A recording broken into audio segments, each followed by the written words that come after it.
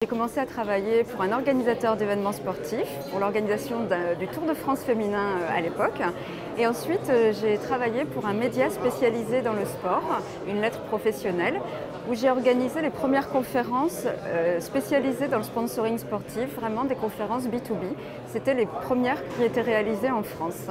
Et puis, j'ai créé Fasport il y a maintenant 9 ans, en 2007, avec pour vocation d'être le centre de formation des professionnels du sport business.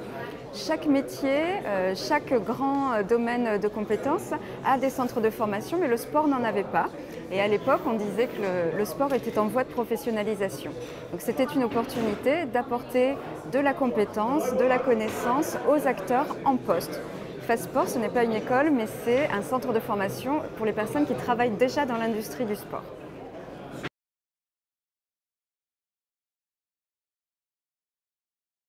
Alors, que ce soit dans le sport ou dans tout autre domaine, les difficultés et les défis d'un dirigeant d'entreprise, d'un entrepreneur, c'est déjà de créer son entreprise et de la faire fonctionner. Donc, nous avons notre marché à présent, nous avons des clients récurrents, mais le défi, c'est de fidéliser ces clients et puis d'être toujours au top à la fois des enjeux du monde du sport, donc de bien connaître le sport et le B2B, et puis également de bien connaître le monde de la formation, puisque c'est notre spécificité.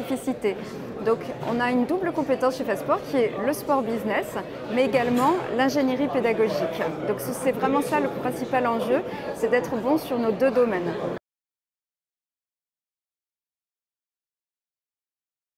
Ce qui fait la différence, c'est la compétence. Et aujourd'hui, on ne peut pas seulement postuler à une offre d'emploi en disant je suis passionné de sport. Le recruteur ne va pas faire son choix uniquement sur cette passion du sport, mais sur des connaissances et des compétences. Donc moi, j'aime assez des profils qui ont une double compétence, qui vont être de bons marketeurs, de bons commerciaux, de bons juristes, qui vont derrière avoir cette compétence sport. Pas obligatoirement des profils très spécialisés.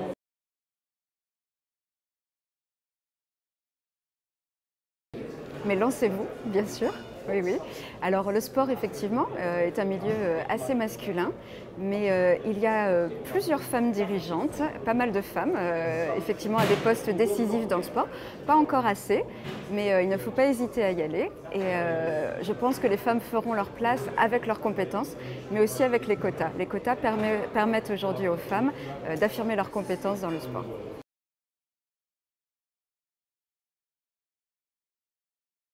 Les fédérations deviennent de plus en plus professionnelles, recrutent des profils liés au marketing, liés au commercial pour rechercher des partenaires. Donc ça, ce sont des nouveaux métiers qui sont apparus. La même chose dans les clubs. Si on prend l'exemple de la Fédération française de foot, c'est effectivement en allant chercher des compétences extérieures que l'on a professionnalisé, que l'on a fait monter le niveau. Donc ça, c'est quelque chose qui s'applique de plus en plus à tous les niveaux du sport professionnel en France. Donc les profils aujourd'hui, je pense, qui sont valorisés, ce sont aussi des profils commerciaux pour lesquels finalement les gens sont assez peu formés, mais où il y a des belles opportunités de carrière.